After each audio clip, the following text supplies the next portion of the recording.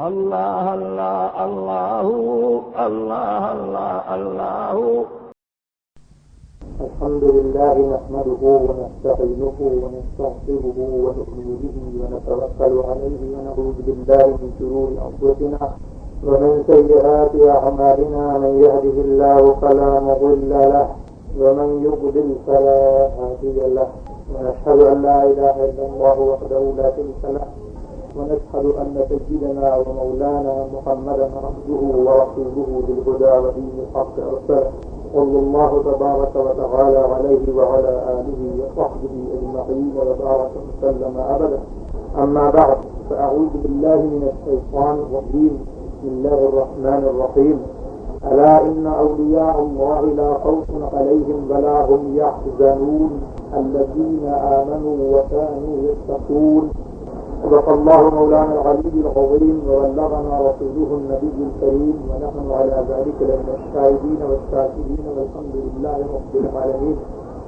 إن الله وملائكته يصلون على النبي يا أيها الذين آمنوا صلوا عليه وسلموا تسليما. اللهم صل على سيدنا وشفيعنا وحبيبنا وكريمنا ومولانا محمد المجيد والكرم وآله وصحبه وبارك وسلم. مسئلہ جس نعت کی فرمائش کی گئی ہے وہ کافی طویل ہے اور اتفاق سے آواز بھی کافی گرفتہ ہے، لہٰذا یہ نعت پھر کسی اور موقع پر سناؤں گا. کی نعت سن لیں. درود پڑھیے اللہم صلی علی سیدنا وحبیبنا وکریمنا ومولانا محمد وآلہ وصحبہ وبارک وسلم. نہاں جس دل میں سرکار دو عالم کی محبت ہے، نہاں جس دل میں سرکار دو عالم کی محبت ہے، وہ خلوت خانہ مولا ہے، وہ دل رشک جنت ہے، وہ خلوت خانہ مولا ہے، وہ دل رشک جنت ہے. نہاں جس دل میں سرکار دو عالم کی محبت ہے، وہ خلوت خانہ مولا ہے، وہ دل رشک جنت ہے. خلائق پر ہوئی روشن نظر سے یہ حقیقت ہے، خلائق پر ہوئی روشن نظر سے یہ حقیقت ہے. دو عالم میں تمہاری سلطنت ہے، بادشاہت ہے. دو عالم میں تمہاری سلطنت ہے، بادشاہت ہے. خدا نے یاد فرمائی قسم خاک کف پاکی، خدا نے یاد فرمائی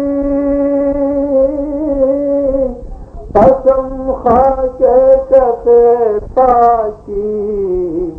ہوا معلوم طیبہ کو دو عالم پر فضیلت ہے، ہوا معلوم طیبہ کو دو عالم پر فضیلت ہے. سوائے میرے آقا کے سبھی کے رشتے ہیں فانی، سوائے میرے آقا کے سبھی کے رشتے ہیں فانی. وہ قسمت کا سکندر ہے جسے آقا سے نسبت ہے.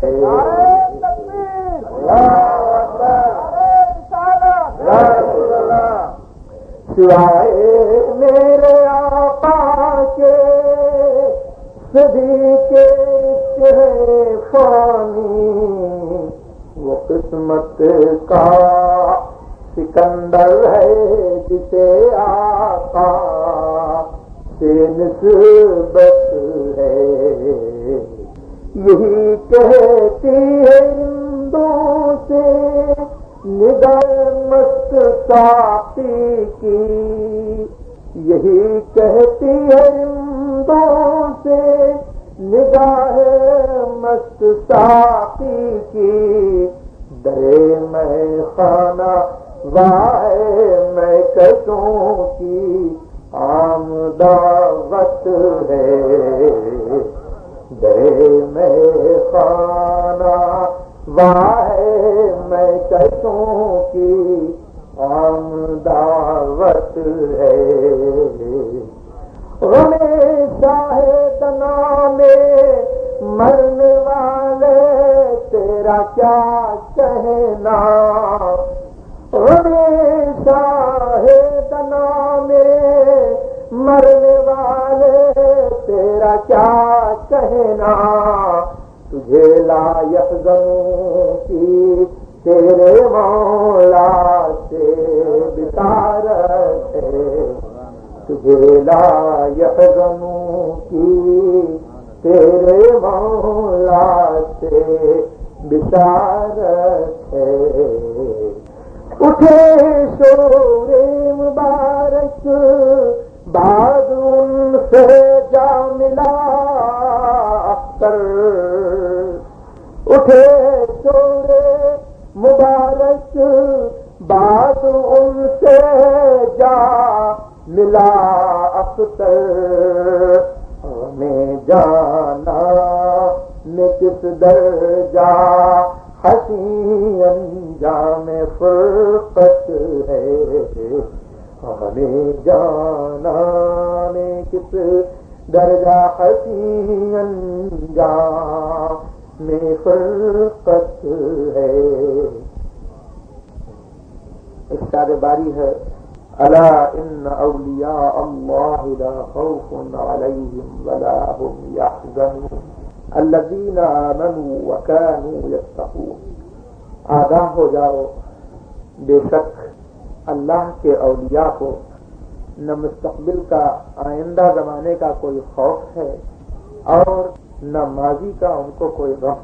خوف اس فکر کو کہتے ہیں جو مستقبل سے متعلق ہوا کرتی ہے. اس اندیشے کا نام خوف ہے اور قیام میں اس اندیشے کو خوف کہا جاتا ہے جو اندیشہ آئندہ زمانے سے متعلق ہو. حزن اس رنج و ملال کو کہتے ہیں جو رنج و ملال گزشتہ زمانے کے حادثات پر آدمی کو ہو. تو اللہ تبارک و تعالی ارشاد فرماتا ہے کہ آگاہ ہو جاؤ اولیاء کرام کو، اللہ کے اولیاء کو کل قیامت کے دن نہ آئندہ کا کوئی کھٹکا ہوگا، آئندہ کا کوئی اندیشہ نہ ہوگا ان کو، اور ماضی میں دنیا میں جو تکالیف انہوں نے اٹھائی ہے راہ خدا میں ان کا کوئی غم، ان کا کوئی رنج و ملال ان کے خاطر اقدس پر نہ ہوگا. یہاں اللہ تبارک و تعالی نے یوں ارشاد فرمایا کہ الا آگاہ ہو جاؤ، پھر فرمایا ان بے شک اولیاء اللہ لا خوف علیہم ولا هم یحزنون. اولیاء اللہ پر، اللہ کے ولیوں پر کسی قسم کا خوف نہیں ہے اور کسی قسم کا ان کو رنج و ملال نہ ہوگا. تو یہاں اللہ تبارک و تعالی نے ہم کو یہ بتایا کہ اولیاء کرام اللہ کے وہ بندے ہیں، وہ مقرب بندے ہیں کہ جن کو اللہ تبارک و تعالی نے ہر قسم کے حزن و ملال سے پاک کرنے کا وعدہ فرما لیا ہے. اللہ تبارک و تعالی کی بارگاہ میں ان کو کسی قسم کا خوف نہیں ہوگا، کسی قسم کا ماضی کا اندیشہ نہ ہوگا. تو بات تو صرف اتنی سی کہنی ہے، لیکن وہ بات کس قدر اہتمام کے ساتھ کہی جا رہی ہے تنبیہ در تنبیہ، تاکید در تاکید وہ بات فرمائی جا رہی ہے۔ تو ذرا یہ غور کیجیے کہ تنبیہ کی ضرورت کب ہوا کرتی ہے، کسی کلام میں تاکید کی ضرورت کب ہوا کرتی ہے۔ ہم کوئی کلام کہیں زور دے کر کے یہ کب کہتے ہیں؟ ہم اس وقت کہتے ہیں جب مخاطب کو شک ہوا کرتا ہے۔ جب مخاطب کو شک ہو تو کلام میں اسی قدر تنبیہ ہوا کرتی ہے، اور جب مخاطب انکار کرے کسی بات کا تو اس بات کو ثابت کرنے کے لیے اسی قدر اس میں جو ہے تاکید ہوا کرتی ہے، جس قدر مخاطب کا مقابل کا انکار قوی ہوا کرتا ہے، ویسے ہی متکلم کی تاکید اور متکلم کا ثابت کرنا جو ہے اور بات کو کہنا زور سے ہوا کرتا ہے، اور زیادہ وہ زور سے کہا کرتا ہے۔ تو یہاں اللہ تبارک و تعالیٰ نے ارشاد فرمایا کہ الا جو ہے یہ حرف تنبیہ ہے، یہ الا حرف تنبیہ جو ہے مخاطب کو متنبہ کرنے کے لیے بولا جاتا ہے۔ تو پہلے اللہ تبارک و تعالیٰ نے مخاطب کو متنبہ کیا، الا آگاہ ہو جاؤ کہ اس کے بعد جو حکم سنایا جانے والا ہے وہ ایسا نہیں ہے کہ وہ سنا انسنا کر دیا جائے، اس بات کو سنی انسنی کر دیا جائے، بلکہ اس کے بعد جو حکم سنایا جانے والا ہے وہ بہت ہی زیادہ اہم ہے۔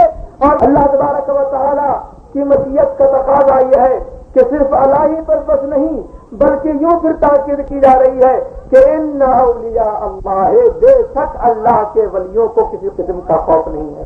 تو اللہ کے ذریعے سے متنبہ کیا، اور پھر خبر میں جو ہے انا داخل کیا، تاکہ یہ معلوم ہو جائے کہ یہ خبر جو دی جا رہی ہے تم کو، یہ خبر جو ہے حقیقت پر مبنی ہے، یہ خبر تحقیقی ہے، اس میں کن کے شک و شبہ کی گنجائش نہیں ہے، اس میں کسی قسم کے شک و شبہ کی گنجائش نہیں ہے۔ پھر اللہ اور انا ہی پر نہیں، بلکہ پھر اللہ نے یوں فرمایا اولیاء اللہ لا خوف علیہم ولا هم یحزنون، یعنی یہ جملہ کون سا ہے؟ جملہ اسمیہ ہے، اور جملہ اسمیہ جو ہے وہ ثبوت کا فائدہ دیا کرتا ہے۔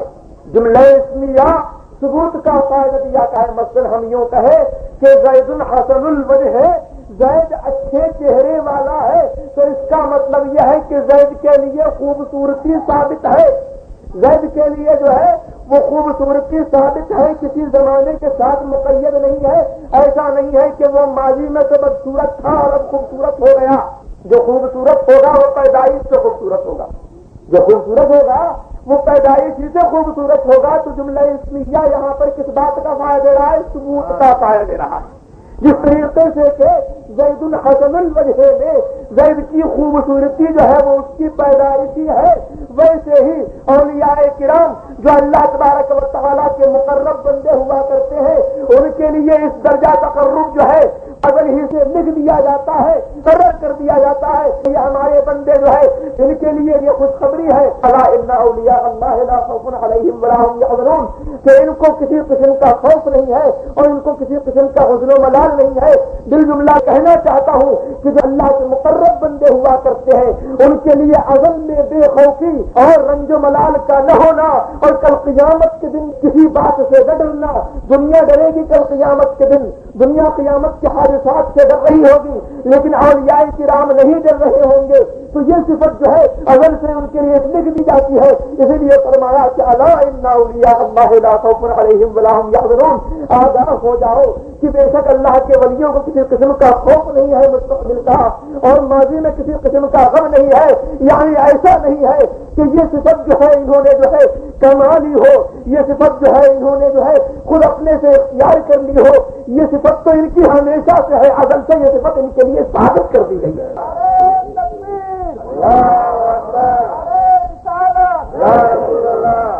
ازل سے ان کے لیے صفت ثابت کر دی گئی ہے، بے خوفی اور کسی قسم کا حزن و ملال اس کے ساتھ نہ ہونا، یہ ثابت ہے اولیاء کرام کے لیے۔ میں نے جو تمہید بات تھی اس کی طرف لوٹیے۔ تنبیہ ہوا کرتی ہے کب؟ جب کہ شک پیدا ہو، اور تنبیہ در تنبیہ اس وقت ہوا کرتی ہے جب کہ کوئی انکار کرنے والا ہو۔ مجھے بتائیے کہ صحابہ کرام کے زمانے میں کون انکار کرنے والا تھا؟ تابعین اعظام کے زمانے میں کون انکار کرنے والا تھا؟ تابعین کے زمانے میں کون انکار کرنے والا تھا؟ خود وہ ذات محمد الرسول اللہ صلی اللہ علیہ وسلم جس پر کہ یہ قرآن عظیم اترا، وہ کیا انکار کر سکتی تھی؟ اللہ تبارک و تعالیٰ کے فرمان کو رد کر سکتی تھی؟ پھر یہ کیوں تنبیہ در تنبیہ فرمائی گئی؟ کیوں اس قدر جو ہے تاکید فرمائی گئی؟ عقدہ حل نہیں ہوتا. کیوں آخر یہ جو ہے تنبیہ در تنبیہ فرمایا گیا؟ کیا آگاہ ہو جاؤ، بے شک اللہ تبارک و تعالیٰ کے ولیوں کے لیے بے خوفی ثابت ہے. اللہ تبارک و تعالیٰ کے ولیوں کو کسی قسم کا خوف نہیں ہے، مستقبل کا اور ماضی کا کوئی غم نہیں ہے. کیوں اللہ تبارک و تعالیٰ نے اس قدر تاکید سے فرمایا ہے؟ کیا اتنا کہہ دینا کافی نہ تھا؟ ان اولیاء اللہ لا خوف علیہم ولا هم یحزنون. بے شک جو مسلمان ہیں اور جو اہل ایمان ہیں ان کے لیے صرف اتنا ہی کہہ دینا کافی ہے کہ اولیاء اللہ لا خوف علیہم ولا هم یحزنون. اللہ کے ولیوں کو کسی قسم کا خوف نہیں ہے اور کسی قسم کا ان کو حزن و ملال نہیں ہے. لیکن سوال یہ ہے کہ یہ آگاہی اور یہ تنبیہ جو کرائی گئی تو کس لیے کرائی گئی؟ یہ تنبیہ جو ہم کو کی ہے اللہ تبارک و تعالیٰ نے تو کس لیے کی ہے؟ بھائی قرآن عظیم جو ہے وہ ایک زمانے کے ساتھ مخصوص نہیں ہے. ایسا نہیں ہے کہ قرآن عظیم جو ہے صرف حضور نبی کریم صلی اللہ علیہ وسلم کے زمانے کے ساتھ خاص ہو، قرآن عظیم صحابہ کرام کے زمانے کے ساتھ خاص ہو، بلکہ یہ قرآن عظیم سب زمانوں کے لیے اور سب مکانوں کے لیے اتارا گیا ہے. کسی زمانے کی تخصیص نہیں ہے اور کسی جگہ کی تخصیص نہیں ہے. جیسے عربی کے لیے اترا ویسے ہی ہندی کے لیے اترا، جیسے 1300 برس پہلے لوگوں کے لیے اترا ویسے ہی 14ویں صدی کے ہم جیسے رابطاروں کے لیے بھی قرآن عظیم اترا ہے. تو قرآن عظیم جو ہے وہ تو سب کے لیے سرچشمہ ہدایت ہے. قرآن عظیم جو ہے وہ کسی زمانے سے خاص نہیں ہے. اللہ تبارک و تعالیٰ عالم الغیب ہے، وہ غیب جانتا ہے. اس کو یہ خبر تھی کہ 14ویں صدی میں کچھ ایسے لوگ بھی پیدا ہو جائیں گے جو اولیاء کرام کی قبروں کو مٹی کا ڈھیر سمجھا کریں گے، اولیاء کرام کو اپنے جیسا بشر سمجھیں گے. وہ یہ سمجھیں گے کہ اولیاء کرام سے کچھ مانگ لینا جو ہے وہ مشرک ہو جانا ہے. وہ یہ کہیں گے تم میاں غیر اللہ سے مانگتے ہو، اللہ تبارک و تعالیٰ سے کیوں نہیں مانگتے ہو؟ وہ اس قسم کی باتیں بتائیں گے کہ غیر اللہ سے مانگنا شرک ہے، اور غیر اللہ سے وہ مراد لیتے ہیں کس کو؟ اولیاء اللہ کو. غیر اللہ سے ہما اور شما کو مراد نہیں لیتے ہیں. مراد لیتے ہیں تو کس کو مراد لیتے ہیں؟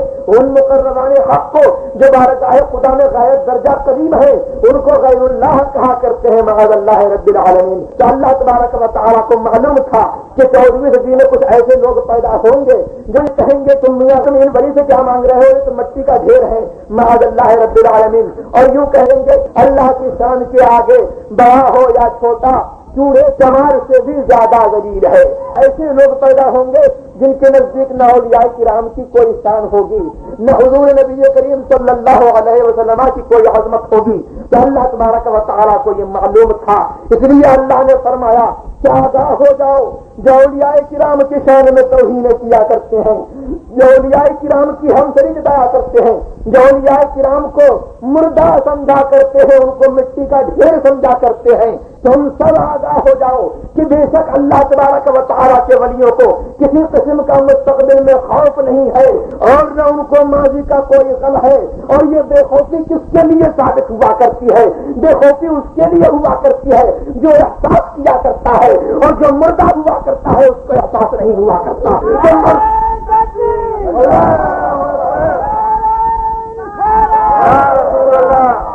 تو معلوم ہوا اللہ تبارک و تعالیٰ نے اپنے مقربان حق کو ہمیشہ ہمیشہ والی زندگی کا، ہمیشگی کی زندگی کا پیغام دے دیا ہے کہ اے میرے بندو تمہارے لیے کوئی خوف نہیں ہے. تم مرنے کے بعد چاہے عالم برزخ میں ہو، چاہے تم قیامت میں ہو، ایک آن کو تم پر موت طاری ہوگی، لیکن موت طاری ہونے کا یہ مطلب نہیں ہے کہ تمہارا احساس ختم ہو گیا، تمہاری زندگی ہم نے چھین لی. نہیں، عالم برزخ میں تم جو آ جاؤ گے تو تمہیں وہ حیات عطا کی جائے گی، وہ حیات ابدی عطا کی جائے گی جو دنیاوی زندگی سے بدل جہاں بہتر ہوگی، اور تمہارے تصرفات کو جو ہے اور تو بالا کر دیا جائے گا. اور جب تم جو ہے ہم سے مل جاؤ گے تو تمہاری اور ہی شان ہوگی، یہ شان ہوگی کہ تم کو نہ کل قیامت کا خطرہ رہے گا اور نہ تم کو کل دنیا کے حادثات کا خطرہ.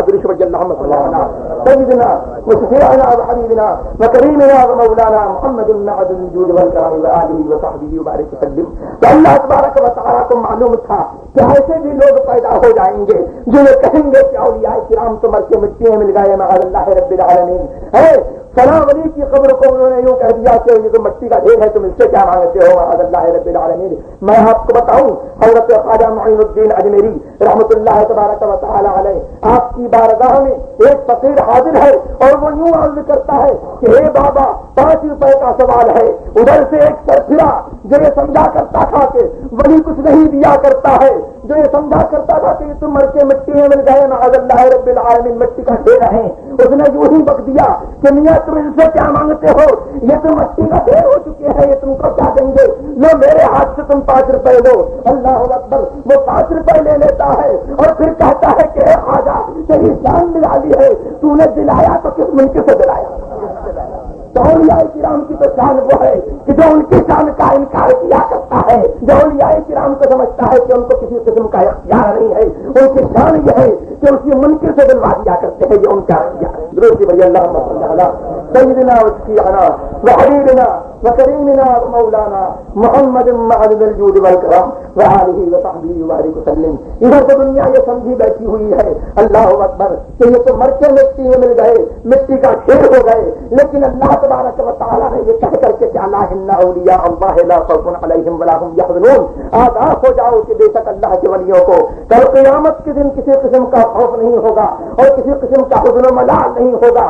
ان کے لیے اللہ تبارک و تعالیٰ نے جو ہے ایسے جاوید کا پیغام دے دیا کہ اے میرے مقربان حق، تم چاہے دنیا میں رہو اور چاہے تم مر کر کے سال کر کے سال فرما کر کے عالم برزخ میں رہو، تمہاری شان یہ ہے کہ تم ہر وقت جو ہے زندہ ہو۔ کیوں؟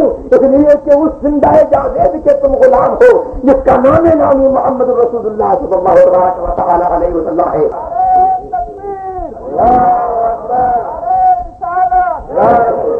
اس زندہ جاوید کے تم غلام ہو جس کا نام نامی محمد رسول اللہ صلی اللہ علیہ وسلم ہے، اور جس کی شان یہ ہے کہ اگر وہ نہ ہوتا، اگر اس کو پیدا کرنا نہ ہوتا، لما خلقت الافلاک، تو میں ان آسمانوں کو پیدا نہیں فرماتا، اس ساری دنیا کو پیدا نہیں فرماتا، اور اگر وہ نہ پیدا ہوتا تو میں اپنی ربوبیت کا اظہار نہیں کرتا، میں کنز مخفی ہوتا، مجھے کوئی نہیں جانا کرتا۔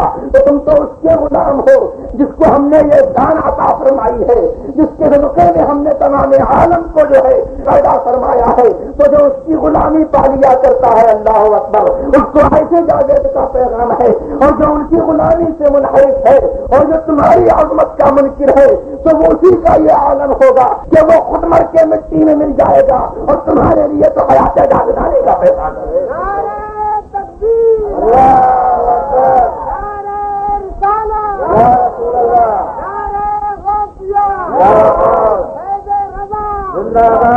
درود بھائی اللہم صلی علی سیدنا و شفیعنا و حبیبنا و کریمنا و مولانا محمد معدن الجود والکرم و آلہ و صحبہ وبارک وسلم۔ تو اللہ تبارک و تعالیٰ ارشاد فرماتا ہے کہ الا ان اولیاء اللہ لا خوف علیہم ولا هم یحزنون، آگاہ ہو جاؤ کہ بے شک اللہ تبارک و تعالیٰ کے ولیوں کو کسی قسم کا خوف نہیں ہے، کھٹکا نہیں ہے، اور نہ ان کو آخرت میں کسی قسم کا رنج و ملال ہوگا دنیاوی حادثات کا۔ یہ جو میں نے آپ سے ترجمہ بیان کیا کہ الا ان اولیاء اللہ لا خوف علیہم ولا هم یحزنون، آگاہ ہو جاؤ کہ بے شک اللہ تبارک و تعالیٰ کے ولیوں کو کسی قسم کا خوف نہیں ہوگا مستقبل میں قیامت کے دن، اور قیامت کے دن ان کو ماضی کا غم نہیں ہوگا۔ آپ پوچھیں گے کہ میاں یہاں پر فی الآخرہ کا لفظ کہاں ہے؟ اللہ تبارک و تعالیٰ نے فی الآخرہ تو نہیں فرمایا ہے الا ان اولیاء اللہ لا خوف علیہم ولا هم یحزنون، صرف فرمایا ہے تو چاہیے یہ کہ جیسے کہ ان کو قیامت میں خوف نہیں ہوگا اور کسی قسم کا اندیشہ نہیں ہوگا، ویسے ہی ان کو دنیا میں بھی کسی قسم کا اندیشہ اور کسی قسم کا خوف نہ ہو۔ تو ترجمہ تو آپ کو مطلقاً کرنا چاہیے کہ چاہے وہ دنیا میں رہے، چاہے وہ برزخ میں رہے، چاہے وہ قیامت کے دن میں ہو، چاہے وہ میدان محشر میں ہو، کسی حالت میں بھی ان کو کسی قسم کا خوف نہیں ہے، کسی قسم کا جو ہے ان کو کھٹکا نہیں ہے۔ آپ نے قرآن عظیم کے مفہوم کو محدود کر دیا صرف آخرت کی قید لگا کر کے، اس کا مطلب یہ ہوا کہ آخرت میں ان کو کسی قسم کا غم نہیں ہے اور آخرت میں ان کو کسی قسم کا خوف اور حزن و ملال نہیں ہے۔ رہ گئی دنیا تو اس کا مطلب یہ نکلتا ہے کہ ان کو خوف ہے اور اپنے جو ہے حادثات کا ان کو غم ہوا کرتا ہے۔ اللہ اکبر۔ تو میاں جو ہے قرآن عظیم کو اگر سمجھنا ہے، قرآن عظیم جو ہے ایسا نہیں ہے کہ لوگوں نے کہہ دیا کہ قرآن عظیم کے سمجھنے کے لیے جو ہے فرسودہ ذخیروں کی ضرورت نہیں ہے، تو حدیث دیکھنے کی ضرورت نہیں ہے، تفسیر دیکھنے کی ضرورت نہیں ہے، بلکہ اگر قرآن عظیم کو سمجھنا ہے تو حضور نبی کریم صلی اللہ علیہ وسلم کی بارگاہ میں حاضری دو، اور حضور نبی کریم صلی اللہ علیہ وسلم کی احادیث کے جو اس زمانے تک حامل رہے ہیں، جنہوں نے حضور نبی کریم صلی اللہ علیہ وسلم کی احادیث کی حفاظت کی ہے، اسناد کے ذریعے سے اس کی حفاظت کی ہے، سند کے ذریعے سے اس کی حفاظت کی ہے، فن رجال کے ذریعے سے اس کی حفاظت کی ہے، اصول حدیث کے ذریعے سے اس کی حفاظت کی ہے، ان کی بارگاہ میں حاضری دینا پڑے گی اور یہ معلوم کرنا پڑے گا کہ فلانی حدیث میں حضور نبی کریم صلی اللہ علیہ وسلم نے اس آیت کا کیا مطلب بتایا ہے۔ علماء کرام سے سلسلہ جوڑنا ہوگا تاکہ حضور نبی کریم صلی اللہ علیہ وسلم کا ارشاد گرامی معلوم ہو جائے، اور اگر حضور نبی کریم صلی اللہ علیہ وسلم کا ارشاد گرامی معلوم کرنے کی ضرورت ہی نہیں ہے، اگر علماء کی طرف رجوع نہیں کرتے ہو، اللہ فرماتا ہے کہ فاسألوا اہل الذکر ان کنتم لا تعلمون، اہل ذکر سے پوچھ لو، اہل علم سے پوچھ لو اگر تم کو علم نہ ہو۔ یہ کیوں فرمایا؟ اگر قرآن عظیم سب سمجھ سکتے ہوتے، سب میں یہ طاقت ہوتی کہ قرآن عظیم کے مقاصد و مطالب کو سمجھ لے، تو اللہ یوں نہ فرماتا کہ فاسألوا اہل الذکر ان کنتم لا تعلمون، اہل علم سے پوچھ لو اگر تم کو نہ معلوم ہو۔ اللہ اکبر۔ یہ اسی لیے اللہ تبارک و تعالیٰ نے فرمایا کہ قرآن عظیم کے مقاصد و مطالب جو ہے وہ ہر شخص کا جو ہے کام نہیں ہے، ہر شخص کا وسیلہ نہیں ہے کہ اس کو سمجھ سکے۔ قرآن عظیم کے مقاصد و مطالب وہی سمجھا کرتے ہیں جو ہر فن میں کامل و یکتا ہوا کرتے ہیں، اور جن کو اللہ تبارک و تعالیٰ نے جو ہے اجتہاد کی صفت سے نوازا ہوتا ہے وہی سمجھا کرتے ہیں قرآن عظیم کے مقاصد و مطالب کو۔ تو حدیث کی بارگاہ میں جو ہے حاضری دیجیے، حضور نبی کریم صلی اللہ علیہ وسلم فرماتے ہیں کہ اشدکم بلاء الانبیاء ثم الاولیاء ثم الامثل فالامثل۔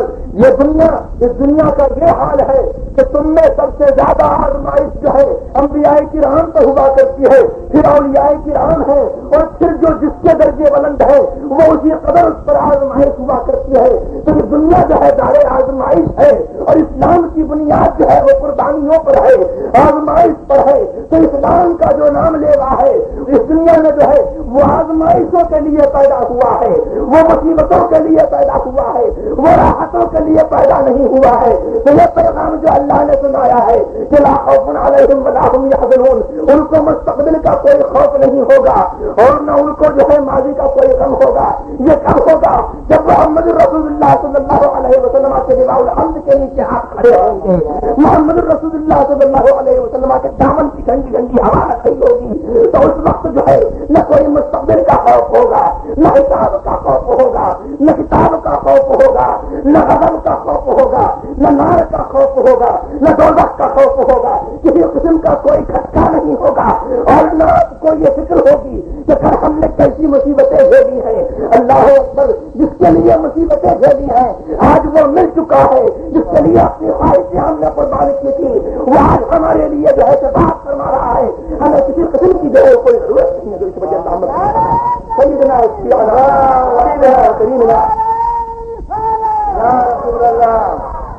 تو اس دنیا میں جو اسلام کا نام لیوا ہے، اولیاء کرام ہوں یا عام مسلمان ہوں، وہ آزمائش کے لیے پیدا ہوئے ہیں، ان کے لیے آزمائش ہے۔ اللہ اکبر۔ یہ تو حزن و ملال کے متعلق تھا، اور خوف، اللہ اکبر، اسلام کی جان جو ہے اور اسلام کا ملاک الدین التقویٰ، دین کا ملاک جو ہے اور دین کی جان جو ہے اور دین کا قرآن کیا ہے وہ تقویٰ ہے، اللہ تبارک و تعالیٰ سے ڈرنا ہے، وہ اللہ تبارک و تعالیٰ سے ڈرنا ہے۔ تو جب تک خوف نہیں ہوگا اللہ تبارک و تعالیٰ کا اس مقام کو کوئی پہنچ ہی نہیں سکتا۔ جو غلامی محمد رسول اللہ صلی اللہ علیہ وسلم سے منحرف ہوا، جو غلامی محمد رسول اللہ صلی اللہ علیہ وسلم کو جس نے شرک بتایا، جس نے یہ کہا کہ عبدالنبی نام رکھنا شرک ہے، وہ یوں کہا کہ یا لیتنی اتخذت مع الرسول سبیلا، کاش میں رسول کی عظمت کا معترف ہو جاتا، ان کی عظمت کا میں اقرار کر لیتا، اے کاش میں رسول کے ساتھ چل پڑتا، میں رسول کے غلاموں کے ساتھ ہوتا، جو رسول کی روش تھی وہی میری روش ہوتی، جو رسول کے غلاموں کی روش تھی وہی میری روش ہوتی. اے اللہ اکبر. لیکن افسوس رسول کے طریقے سے میں منحرف ہو گیا. اولیاء کرام کی شان میں گستاخیاں کرتا رہا, ان کے طریقے سے میں منحرف ہو گیا.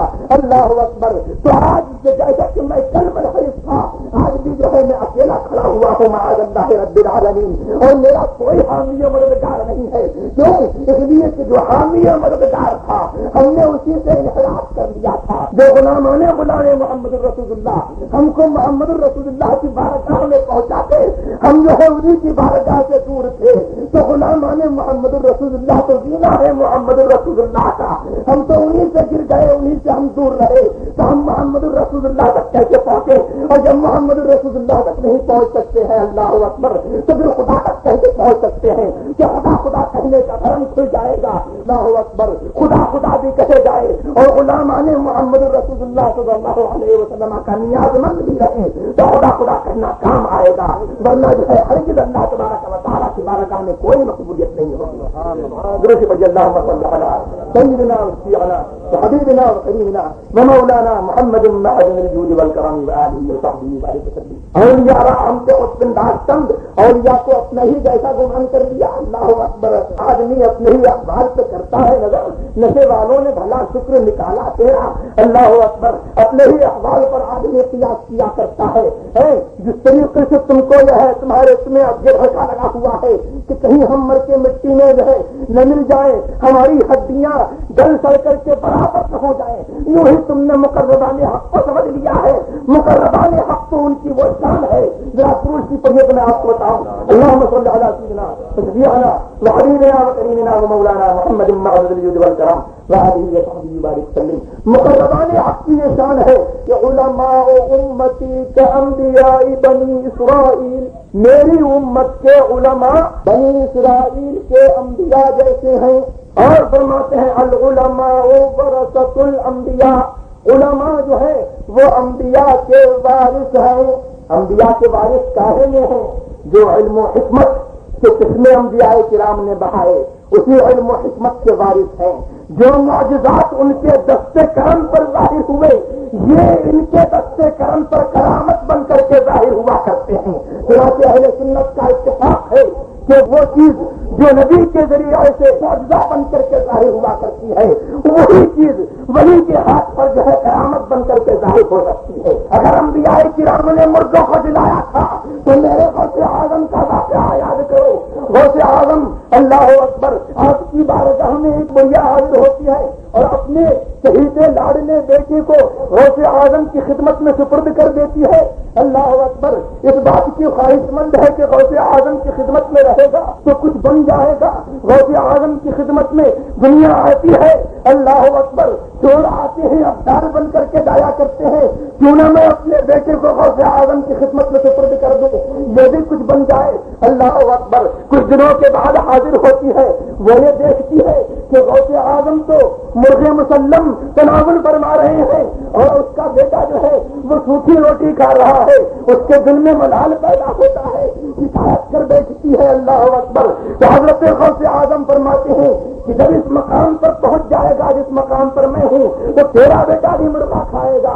اللہ اکبر. اور اس کے بعد جو ہے اپنا مقام ظاہر کرتے ہیں. کیسا مقام ہے؟ مرغے کی ہڈیاں جو کہ سامنے پڑی ہوئی ہیں آپ ان کو جمع کرتے ہیں اور فرماتے ہیں کہ قم باذن اللہ, اے مرغے اللہ کے حکم سے کھڑا ہو جا. وہ مرغا جو ہے جو کہ ہڈیوں کا ڈھیر تھا اللہ اکبر اس میں پر لگ جاتے ہیں اور وہ مرغا جو ہے اذان دیتا ہوا کھڑا ہو جاتا ہے. تو یہ شان ہے اولیاء کرام کی. جو انبیاء کیا کرتے ہیں وہ اولیاء کیا کرتے ہیں. فرق یہ ہے کہ انبیاء ہے, ان کے ہاتھ سے جو ہوا کرتا ہے وہ معجزہ ہوا کرتا ہے اور ان کے ہاتھ سے جو ہوا کرتا ہے وہ کرامت ہوا کرتا ہے.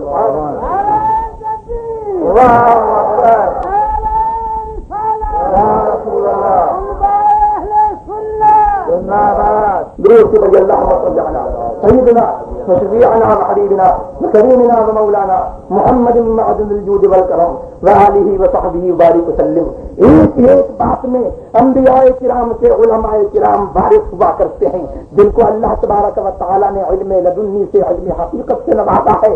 وہ وارث ہیں انبیاء کرام کے. انبیاء کرام کا جو کمال ہے اللہ اکبر، غلام یہ محمد الرسول اللہ کے ذکر میں وہ اولیاء کرام کو ملا کرتا ہے، وہ انبیاء کرام کے کمال کے پرتو ہوا کرتے ہیں۔ محمد الرسول اللہ صلی اللہ علیہ وسلم کی یہ حالت ہے، اللہ اکبر، کہ آپ جس کو دیکھ لیتے ہیں اس کا رنگ بدل جاتا ہے۔ یہی حالت میرے غوث اعظم کی ہے، اللہ اکبر، کہ آپ کی بارگاہ میں چور چوری کے ارادے سے آیا کرتا ہے، اندھا ہو جاتا ہے، اپنے ارادے سے طائر ہوتا ہے۔ صبح کے وقت جو ہے حضرت غوث اعظم فرماتے ہیں کہ ہمارے گھر میں ایک مہمان ہے، چلو اس کو ذرا بلا لاؤ۔ اس کو بارگاہ غوث اعظم میں پیش کیا جاتا ہے، اور غوث اعظم کی جب نظر پڑتی ہے، وہ غوث اعظم جو پرتو جمال محمد الرسول اللہ صلی اللہ علیہ وسلم ہے، ان کی نظر جب پڑتی ہے تو وہ چور چور نہیں تھا، ابدال ہو گیا تھا اور وہ ولی ہو گیا تھا۔ تو یہ ان کی شان ہوا کرتی ہے۔ درسگاہ میں جو ایمان ملا کرتا ہے وہ دلیل کا ایمان ہوا کرتا ہے۔ ظاہر یہ ہے کہ ایمان جس کے ساتھ دلیل ہو وہ ایمان مقلد سے افضل ہے، لیکن اولیاء کی بارگاہ میں جو ایمان ملا کرتا ہے وہ ایمان پہاڑ کے برابر ہوا کرتا ہے، اس کو کوئی نہیں ہلا سکتا۔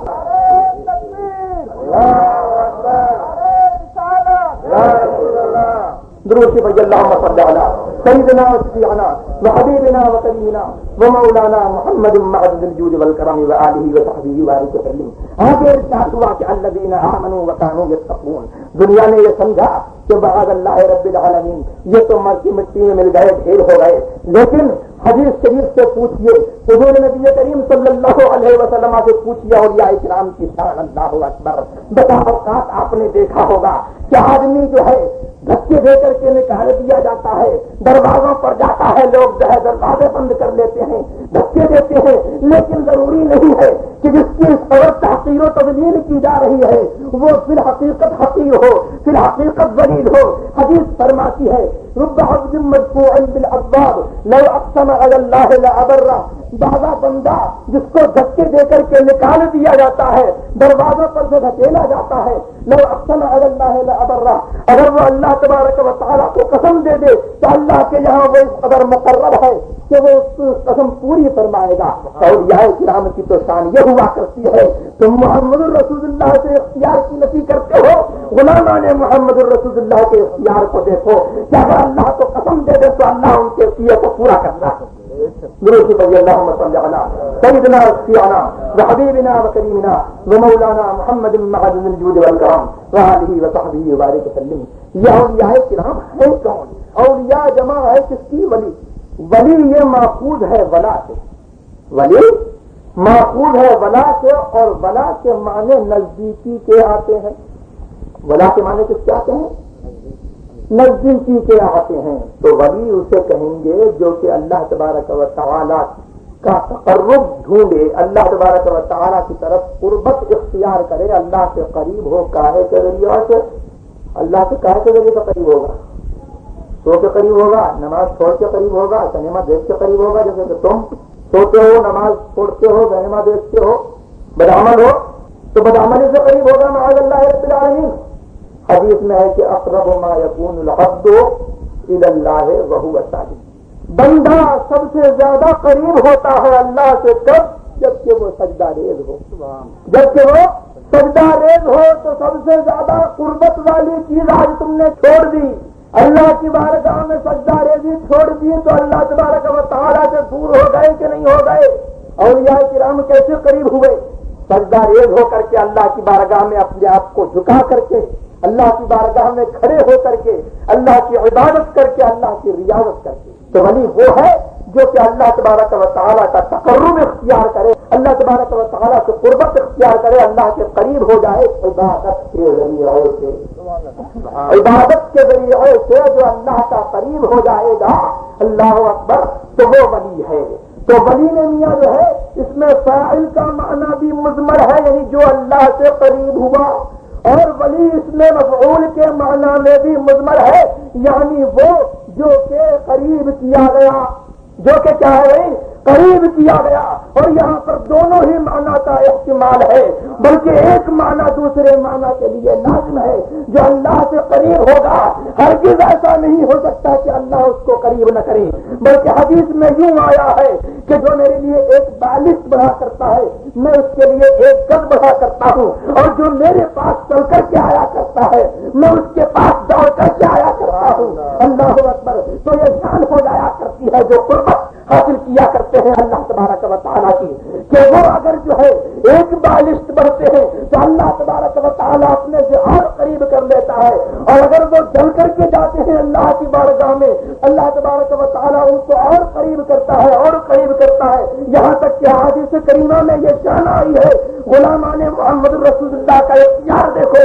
محمد رسول اللہ کے اختیار کو تو بعد میں پوچھنا، محمد رسول اللہ کا اختیار جو ہے وہ تو اعلیٰ ہے، غلامان محمد رسول اللہ کا وہ اختیار ہے کہ حدیث میں آیا ہے کہ بندہ مجھ سے نوافل کے ذریعے سے قربت حاصل کرتا ہے، یہاں تک کہ میں اس کی آنکھ ہو جاتا ہوں جس سے وہ دیکھتا ہے، اس کا کان ہو جاتا ہوں جس سے وہ سنا کرتا ہے، اس کی زبان ہو جاتا ہوں جس سے وہ بولتا ہے، اور اس کا ہاتھ ہو جاتا ہوں جس سے وہ کام کرتا ہے، اور اس کا پیر ہو جاتا ہوں جس سے وہ چلا کرتا ہے۔ کیا مطلب ہے؟ اللہ تبارک و تعالیٰ ہاتھ سے، کان سے، ناک سے، پیر سے سب سے پاک ہے، پھر یہ کیا فرمایا کہ میں اس کا پیر ہو جاتا ہوں جس سے وہ چلتا ہے، اور ہاتھ ہو جاتا ہوں جس سے وہ کام کرتا ہے۔ مطلب یہ ہوا کہ جو کام اس کا ہوا کرتا ہے اس کے ساتھ ہماری تائید شامل ہوا کرتی ہے، ہم اس کی تائید کیا کرتے ہیں، وہ کام کیا کرتا ہے ہمارے اشاروں پر کام کیا کرتا ہے، اپنی اس کی طاقت نہیں ہوا کرتی ہے بلکہ ہماری قوت سے اور ہماری طاقت دینے سے وہ کام کیا کرتا ہے۔ پھر جو کام وہ کرتے ہیں تو وہ نہیں کرتے ہیں بلکہ اللہ تبارک و تعالیٰ کرتا ہے۔ اللہ اکبر، رسول اللہ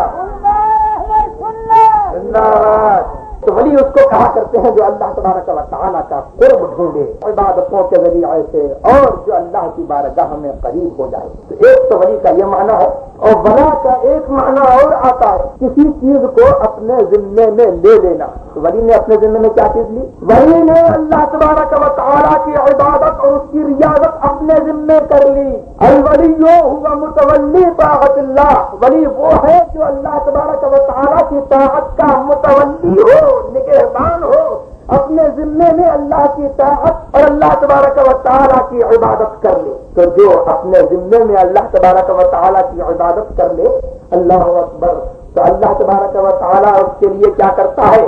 اللہ اپنے فضل و کرم سے اس کی تائید اور اس کی نصرت جو ہے اپنے ذمے میں واجب کر لیتا ہے۔ چنانچہ حدیث میں آیا ہے کہ یا دنیا من خدمنی فخدمی، اے دنیا جس نے میری خدمت کی۔ دنیا جو ہے محمد رسول اللہ کے اختیار کی منکر ہے۔ یہاں اللہ فرماتا ہے کہ اے دنیا جس نے میری خدمت کی تو اس کی خدمت کر۔ تو دنیا جو ہے اللہ اکبر، کیا ہم جیسے انسانوں سے تعبیر ہے؟ دنیا میں جو ہے چاند بھی ہے، سورج بھی ہے، یہ زمین بھی ہے، یہ در و دیوار ہے، سب جو ہے اس کے خادم ہو جایا کرتے ہیں۔ جو اللہ تبارک و تعالیٰ کا خادم ہوتا ہے وہ مخدوم خلائق بن جایا کرتا ہے۔ خود حدیث گواہ ہے، اللہ اکبر۔ تو محمد رسول اللہ صلی اللہ علیہ وسلم کے مقام کو کیا پاؤ گے؟ اولیاء کرام کے مقام کو ذرا پانے۔ درود بج اللہم صلی علی سیدنا و شفیعنا و حبیبنا و کریمنا و مولانا محمد معدد الجود والکرام و آلہ و صحبہ وسلم۔ اور علماء کرام نے ولی کی تعریف یہ کی کہ ولی اس کو کہا کرتے ہیں جو ہر چیز میں اللہ تبارک و تعالیٰ کی ذات و صفات کے جلوے دیکھے، ہر چیز میں اللہ تبارک و تعالیٰ کے صفات و افعال کے جلوے کو مشاہدہ فرمائے، اس کا چلنا اللہ کے لیے ہو، اس کا کام کرنا اللہ کے لیے ہو، سونا اللہ کے لیے ہو، جاگنا اللہ کے لیے ہو۔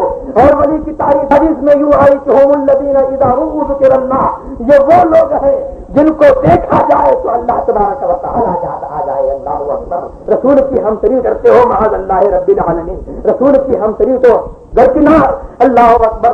ذرا غوث اعظم کی ہم تری کرو معاذ اللہ رب العالمین۔ خواجہ معین الدین اجمیری کے تو ہم رتبہ بن جاؤ۔ خواجہ معین الدین اجمیری کی چہرہ انور کو جو دیکھ لیتا ہے وہ اپنا جو ہے قابو نہیں رکھتا ہے، وہ ان کے رنگ میں رنگ جاتا ہے۔ حضرت غوث اعظم کو جو دیکھ لیتا ہے وہ ان کے رنگ میں رنگ جاتا ہے۔ جو ان کو دیکھتا ہے اللہ تبارک و تعالیٰ یاد آتا ہے۔ ہے، اور جب ولی تشریف لے جاتا ہے دنیا سے تو اس کی قبر شریف پر جو ہے بارش انوار ہوا کرتی ہے۔ دنیا کی جو ہے تمام جلوہ سامانیاں ایک طرف ہے اور اللہ کے ولی کی قبر ایک طرف ہے۔ اللہ کے ولی کی قبر پر جو انس اور جو لطافت تم کو حاصل ہوگی وہ دنیا کی جلوہ سامانیوں پر حاصل نہیں ہوگی۔ ٹوٹا ہوا دل جو ہے تو تسکین پائے گا، اللہ کی ولی کی قبر پر ٹوٹا ہوا دل جو ہے ان جلوہ سامانیوں سے تسکین نہیں پا سکتا ہے۔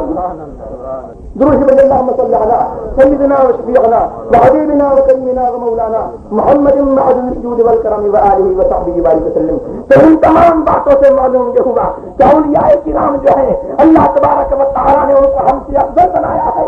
ہمیں دیکھو تو خدا یاد نہیں آئے گا، ہمیں دیکھو تو کوئی غیر معمولی بات جو ہے ظہور میں نہیں آئے گی، لیکن اولیاء کرام کو دیکھو گے تو ان کو جو ہے تب جمال خدا پاؤ گے، نور خدا کا مظہر پاؤ گے، اور خدا کا ان کو مظہر پاؤ گے۔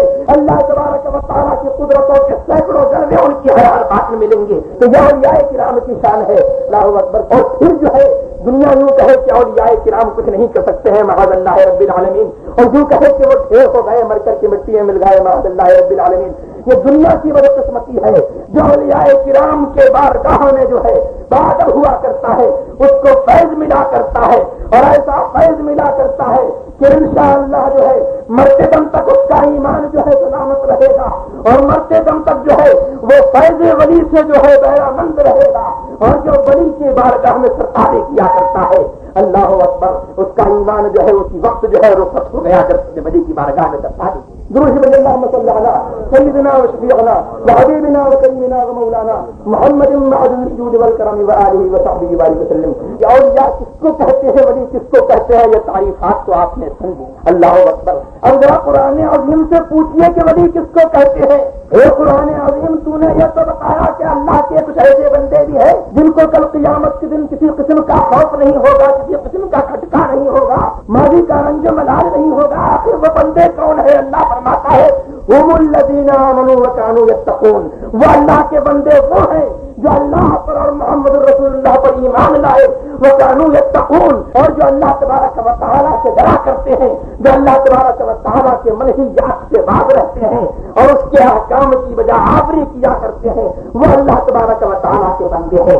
یہاں پر جو ہے ایک بات قابل غور یہ ہے کہ دنیا جو ہے کسی سے غیر معمولی بات دیکھ لے، کسی سے اگر خلاف عادت کوئی کام سرد ہوتا دیکھ لے تو یہ سمجھ لیتی ہے یہ فلانا شخص جس سے ایک ایسی حیرت انگیز بات صدور میں آئی اللہ اکبر اس کو ولی ہونا چاہیے۔ تو میاں ولایت کا یہ معیار نہیں ہے، ولایت کا معیار اللہ نے رکھا ہے ایمان، کہ جس کا عقیدہ صحیح ہو، اور پھر اللہ نے فرمایا وَكَانُوا يَتَّقُونَ، اور جو تقویٰ کے مقام اعلیٰ پر فائز ہو وہ ولی ہے۔ اگرچہ اس سے اپنی زندگی میں حیات شریف میں ایک کرامت جو ہے حاضر نہیں ہوئی، اس نے ایک مردے کو نہیں دلایا، اس نے کوئی کام نہیں کیا ایسا جس کو کرامت کہا جا سکے، لیکن وہ ولی ہے جو اللہ تبارک و تعالیٰ سے ڈرتا رہا اور جس نے اپنا عقیدہ درست رکھا۔ تو ولی وہ ہے جو شریعت مصطفیٰ صلی اللہ علیہ وسلم کا پابند ہے، اور جو شریعت مصطفیٰ کے خلاف جائے، اگر اس کے کہنے سے دیوار چلنے لگے، اگر وہ آسمانوں پر اڑنے لگے تو وہ ہرگز ولی نہیں ہے۔ اگر ولایت کا یہی معیار ہے تو جے پال کو بھی ولی کہنا چاہیے۔ جے پال کو اللہ نے یہ طاقت دی تھی کہ وہ ہوا میں اڑ لیا کرتا تھا، لیکن وہ ولی نہیں تھا۔ حضرت خواجہ معین الدین اجمیری رضی اللہ تبارک و تعالی عنہ ولی تھے کہ انہوں نے اس کے شعبے کو جو ہے مات کر دکھایا اللہ اکبر۔ تو ولی وہ ہے جو شریعت مصطفیٰ صلی اللہ علیہ وسلم کا پابند ہو، اور جو شریعت مصطفیٰ کا پابند نہیں ہے تو علماء نے فرمایا ہے کہ اگر تم اس شخص کو دیکھو جس کے حکم سے دیوار چلا کرتی ہے، جو آسمان پر اڑا کرتا ہے، ہوا میں اڑا کرتا ہے، اور وہ خلاف شریعت مصطفیٰ صلی اللہ علیہ وسلم چل رہا ہو، تو ہرگز اس کو ولی تصور مت کرو، وہ شیطان ہے۔ اللہ تبارک و تعالیٰ نے اس کو جو ہے قبیل استدراج اپنے عذاب میں پھانسنے کے لیے اس کو اللہ نے طاقت بخشی ہے۔ تو معلوم یہ ہوا کہ دنیا تو اولیاء کرام کے اختیار کا اللہ اکبر انکار کرتی ہے۔ اللہ نے اپنے دشمنوں کو اور اولیاء کرام کے دشمنوں کو اور محمد رسول اللہ کے دشمنوں کو بھی وہ طاقت عطا فرمائی ہے اللہ اکبر۔ تو یہ طاقت تو کوئی بڑی بات نہیں ہے، یہ کوئی تصرف بڑی بات نہیں ہے، بڑی بات کیا ہے کہ تقویٰ کے مقام تعالیٰ پر فائز ہونا اور ایمان صحیح رکھنا، یہی جو ہے بڑی بات ہے۔ اس کے ساتھ اللہ کا کرم ہوتا ہے تو ولی کے ہستے کرم پر کرامتوں کا صدور ہوا کرتا ہے، تائید اسلام کے لیے کرامتوں کا صدور ہوا کرتا ہے۔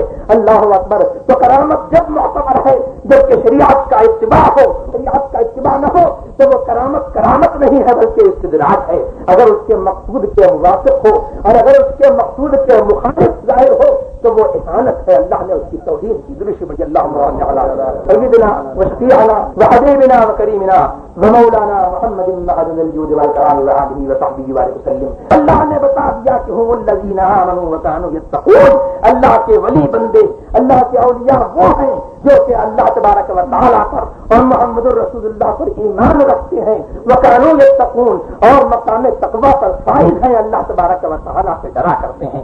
آپ یہ سوال کریں گے ایمان تو ہمارے پاس بھی ہے، اللہ تبارک و تعالیٰ سے ہم بھی ڈرا کرتے ہیں، کون سا ایسا مسلمان ہوگا بدنصیب جو اللہ سے نہ ڈرتا ہو جس کے پاس راہی برابر ایمان نہ ہو؟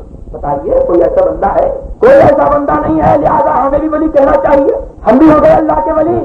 دنیا پہلے آپ یہ بات سمجھیے کہ جو اللہ پر ایمان رکھتا ہے اور محمد رسول اللہ پر ایمان رکھتا ہے، اللہ اکبر، وہ عام معنی کے اعتبار سے ولی ہے، اس کو بھی ولایت سے حصہ ملا ہے۔ اللہ تبارک و تعالیٰ کی بارگاہ نے اس کو محروم نہیں کیا ہے۔ جو اللہ پر ایمان رکھے اور اللہ سے ڈرے، اللہ نے اس کو بھی ولایت دی ہے۔ ولیوں کے طفیل میں اللہ تبارک و تعالیٰ نے اس کو بھی ولایت کے ادنا درجے پر رکھا ہے، ولایت کا ادنا درجہ عطا فرمایا ہے۔ لیکن ولی ہم جس کو کہا کرتے ہیں عرف عام میں، جس کی شان عرفہ و اعلیٰ ہے، اللہ اکبر، وہ ہم جیسا ولی نہیں ہے۔ ٹھیک ہے کہ ہمارے پاس بھی ایمان ہے، تقویٰ ہمارے پاس بھی ہے، لیکن یہاں پر تعریف کی جا رہی ہے ان اولیاء کرام کی، اللہ اکبر، جن اولیاء کرام کو ہم حضرت غوث اعظم کے نام سے یاد کیا کرتے ہیں، حضرت خواجہ معین الدین اجمیری کے نام سے یاد کیا کرتے ہیں، حضرت جنید بغدادی کے نام سے یاد کیا کرتے ہیں۔ وہ اولیاء کرام ایسے ہیں جن کا ایمان کسی صورت میں متغلظل ہو نہیں سکتا ہے، جن کا ایمان جو ہے ایسا راسخ ایمان ہے، اللہ اکبر، کہ دنیا پھر جائے لیکن وہ اپنے مسلک سے نہیں پھر سکتی ہے۔ دنیا جو ہے اگر تمہارے پاس جو ہے ایسا ایمان ہو جائے تو تم بھی جو ہے ولی کامل ہو سکتے ہو۔ اور ان کی تقویٰ کیسی تقویٰ ہوا کرتی ہے؟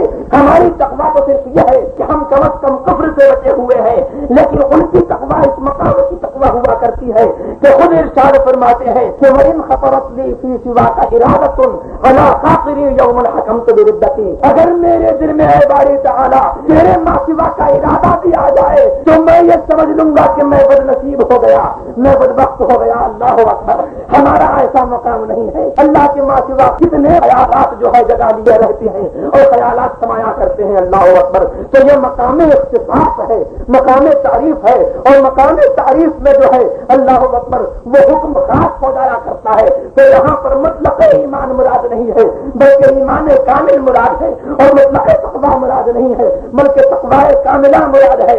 اللہ تبارک و تعالی ہمیں اور آپ کو ایمان کامل کی دولت سے نوازے اور تقویٰ کاملہ کی دولت سے نوازے، اور اولیاء کرام کے زمرے میں اللہ تبارک و تعالی ہم کو رکھے، ان کے زمرے میں ہم کو مارے اور انہیں کے زمرے میں ہم کو اٹھائے۔ وآخر دعوانا الحمد للہ رب العالمین۔